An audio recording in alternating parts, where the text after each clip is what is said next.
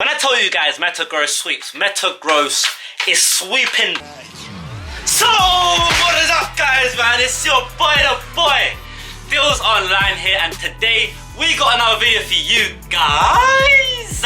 So today we are doing another top 10 video on this channel, baby. Yeah, your boy the boy saw the JT Gilly video, but he made a video on the top 10 strongest, and as you guys know, I don't care about the top 10 strongest. It was clear that he hasn't played the games as much as I have. I'm just saying, like, I'm more informed or more educated about Pokemon than a lot of the PokemonGO YouTubers out there. Not throwing shade, man, just saying that. The reasons I don't care about the top 10 strongest is because, like, not just because I don't gym battle, but if there is PvP, and under the current attacking system, if you beat me in a PvP, like, well done to you geezer, have a good one, yeah? But that just means you can swipe left, swipe right, and tap the screen better than me. Yeah, you're a flippin' tactical genius, mate. Take a bow, son, have your flippin' medal, yeah? At the end of this video, I got small photo evidence of my Oras team. So, without further ado, guys, we're gonna jump straight into it, babe. So, as you can see, at number 10, we have Breloom. This is a grass and fighting type, and as you can see, it's got its max CP of 2,407. These are all estimates, right? No one can confirm what the CP will be, because I can imagine Niantic changing things around. Another reason I like Breloom was because I had like a very good connection with it, because Shroomish is pre-evolution. You got really early in the game. You got it before you even got to the first gym. So you got Shroomish really early, and it was a grass type, and that helped out a lot in the beginning of the game, because the first gym, Roxanne, was a rock type gym, but it became a Breloom, and it learned Sky Uppercut, Mach Punch, a flipping priority move. It really did help out, so I have a very good connection with Breloom. Grass and Fighting was exclusive typing to Breloom until, I think, Virizion. So no, there was no other Grass and Fighting Pokemon, so it was new, I really liked it, and it was just something different to have, and it was just unique in its own way. At number 9, we have Big Boy Swampert, water and ground type, 2,815 will be its max CP, which is pretty good. And the typing of water and ground means that it only has one weakness, and that one weakness is grass. It can be an offensive monster, or it could be a defensive brick wall. All around, it's probably one of the best starters they ever created with that such typing, and it's an offensive beast. Its Mega Evolution is something Mudkip, which you get in the beginning of the game, and then it goes into Marshtomp, and then it goes into Swampert. So that's the evolutionary line. Disintegrate are probably my two favorite water type starters, but Swampert, monstrous beast, and I loved it in Alpha Sapphire. So at number 8, we have Walrein, the ice and water sea lion. Walrein was a decent wall Pokemon, and it has a decent special attack, so you can run like Ice Beam or like Hydro Pump or Blizzard if you want to risk the like accuracy difficulties. I really loved Walrein in my first playthrough of Sapphire, so if you didn't choose a water Pokemon at the start of the game, I felt like Walrein was a very good substitute for a water type. Personally, I tried to avoid using Gyarados, so obviously I used Walrein and all that. So I feel like it was a good Pokemon. You got it quite late in the game. You got its pre-evolution Sphere quite late into the game. I think maybe after the 6th badge or the 5th badge, I'm not too sure, but it's pretty late into the game. But when my first playthrough, I got like a love for Walrein. It goes from Sphere, the first evolution, to Sphelio, the second evolution, to its final evolution, Walrein. Ooh, at number 7. Number 7, we have Salamence. My big boy Salamence, which is predicted to have 3,532 CP. And as you guys should know, this is the equivalent of Dragonite and Tyranitar in Generation 3. And for those who don't know, these types of Pokemon are called pseudo-legendaries. JT Gilly failed to mention that in his video, but pseudo-legendaries, as you saw, are Dragonites, Tyranitars, and Salamence in this generation. As you guys know, they're like the stronger versions of Pokemon in their individual generations. So you're probably wondering, like, how do you become a pseudo-legendary? How do I sign up to be a pseudo-legendary? Well, to be a pseudo-legendary, you have to have 600 base stats exactly. You also have to have a 3-stage evolution. So Dragonite, you have Dratini, Dragonair, Dragonite. Tyranitar, you have Larvitar, Pupitar, Tyranitar. And Salamence, you have Bagon, then Shelgon, and then you have the almighty Salamence.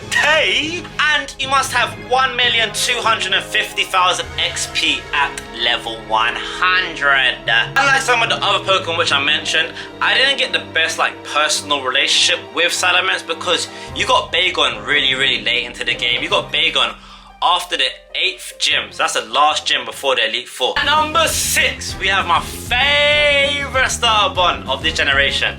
We have Blaziken, Fire and Fighting. Max CP of 2631. This is probably my favorite star. One of my favorite stars of all generations. The typing alone was unique at the time, and Blaziken, boy, in the original Sapphire game, once you learnt Blaze Kick, you learnt Sky Uppercut. You can maybe do Blaze Kick, Earthquake, Sky Uppercut, and Bulk Up, because when I had Bulk Up and you started setting up, boy, it could take down anything. I took down the first Elite Four member, I think, in Sydney, because Sydney was a Dark type Pokemon trainer. Also take down the 3rd Elite Four member, I think, in Glacier, because she had Ice type. So if you start with Bulk Up, you can Sky Uppercut her whole team. So Blaziken was one of my favorite. I loved its pre-evolution in Torchic and then Combuskin and then Blaziken. I just loved it overall. So at number 5 we have Gardevoir. In the first Sapphire games it was just Psychic types, so you had to worry about the Dark types, but now it's Psychic and Fairy. You don't have to worry about all them Dark types now, man. Gardevoir, one of my favorite Psychic types of all generations, and I got the connection with Gardevoir because you got it really early into the game. You got, I think you got Rolt, it's pre-evolution. It goes Rolt, Curlier, then Gardevoir, and you got Rolt before the first gym, I believe. It was quite hard to find. It was not hard. It's like, I think it's like a 5 or 10% chance of finding a Rolt. So you go around for like 20 minutes, you will find one. And this monster, right, is Mega Evolution, mad. And if you set up with Carmine, oh my gosh! And I personally feel you have to have like a Psychic type on your team. It's just necessary. And I feel like Gardevoir is like very powerful. As you can see, the potential CP could be 2964, almost 3k. Flipping nuts. At number 4, we have the monster Manectric right now, baby. So Manectric has a potential CP of 2131. Not the best I know, but still, I love it. You can see, it's an offensive monster. For me, like Gardevoir, every Pokemon team needs to have an electric type. And before this game came out, before Sapphire came out, I googled like all the electric types in this generation, and I just thought, let me go with Electric. And I had that personal connection with Electric until it got to Manectric. That's the evolutionary line. And you got Electric really early into the game. You got it like after the 2nd gym. So obviously your boy, the boy, went out to get the Electric and all that, and then eventually evolved into this monster Manectric with a Mega Evolution, which is pretty sick and looks flipping awesome, by the way. Just saying. At number 3, we have one of the best, or the best dragon type in the game, or in this generation.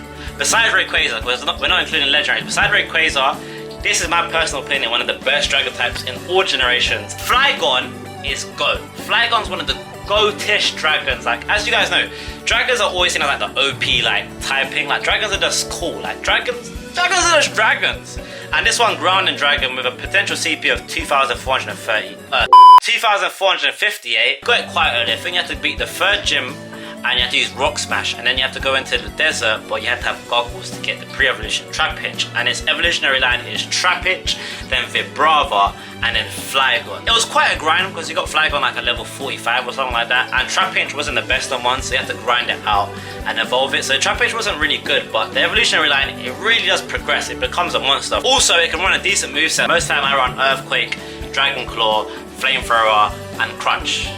You may ask why? I don't know, just to run Crunch, because it had Crunch. At number 2, we have another